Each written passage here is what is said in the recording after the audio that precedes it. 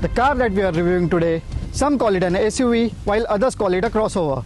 But Tata Motors has positioned this car as a lifestyle utility vehicle. Hello and welcome to India.com Auto. My name is Ajinkya and today we are reviewing the Tata Hexa.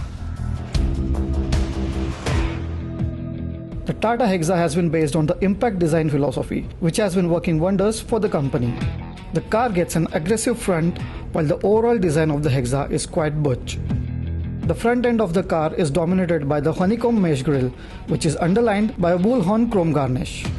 The grille is flanked by projector headlamps while the front bumper gets LED daytime running lights and a massive air dam that gets black and silver plastic cladding. Moving on to the side profile, the Hexa comes short with 19-inch diamond cut alloy wheels that are neatly tucked into the wheel arches, while the car gets black plastic cladding along the bottom of the car and Hexa branding on the C-pillar. The rear section of the Hexa is neatly laid out. The car gets LED tail lights that are connected by a thick chrome bar, while the rear bumper gets chrome step plates, black and silver body cladding and dual exhaust setup. The ladder-on frame construction of the Tata Hexa has resulted in a ground clearance of 200 mm. The interiors of the Hexa are quite premium and the overall cabin is well put together. We get lots of soft touch plastics on the dashboard along with some amount of leather thrown in. We get two glow boxes, with the bigger one being a cooled glow box. We also get a sunglasses holder on top of the driver's side window. The center armrest is big and offers good storage space to keep your phone and other handy stuff. The Hexa gets a chunky leather steering wheel that gets audio as well as telephonic controls along with cruise control buttons. The center console houses the touchscreen infotainment system that comes loaded with Connect Next app suite. We can connect our phone with the infotainment system and operate apps like music, navigation, phone and media.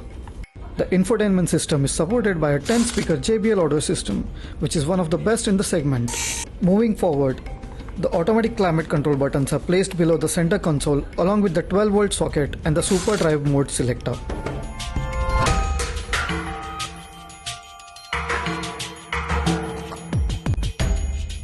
The front door gets leather inserts on the doors panels along with controls for power windows as well as the retractable door mirrors.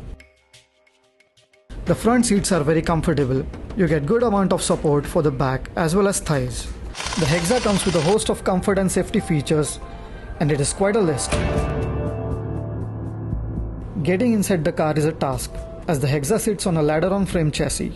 However, there's a lot of space in the middle row. The seats offer superior comfort, decent padding and support along with recline function. We also get rear AC vents, cup holders, USB port and a 12-volt charging point. There's good amount of knee room, headroom and legroom. We also get sun blinds, AC vents on the B pillar and center armrest with cup holders. Passengers also get controls for the AC as well as the cabin lights on the middle as well as the last row. We need to tumble the middle row seats to access the third row seats. Once inside, there's surprisingly good knee room and headroom. However, there is hardly any space for extending your legs. The Hexa offers a boot space of 128 liters with all seats up. This can be increased by folding the third row seats. The maximum boot space capacity is 671 liters after folding the third and the second row seats.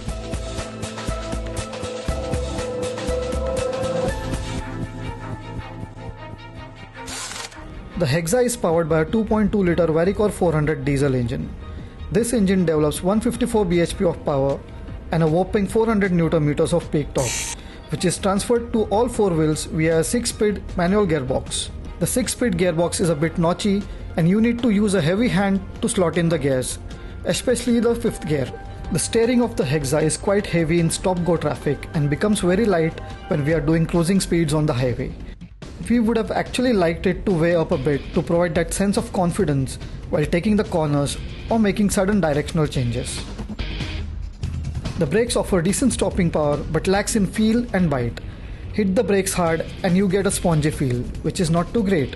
Also, the cabin is decently quiet and NVH levels are in check. However, there is some amount of wind noise that still creeps into the cabin. The suspension is a bit stiff and well damped, which provides a very good ride quality. In auto mode, the Hexa primarily remains a two-wheel drive vehicle, but torque is transferred to the front wheels as and when required. It is the same case in dynamic mode as well, but here the ESP is less intrusive and power is delivered in a rush. In comfort mode, the car is again a two-wheel drive vehicle and torque is available in a more linear way across the rev band.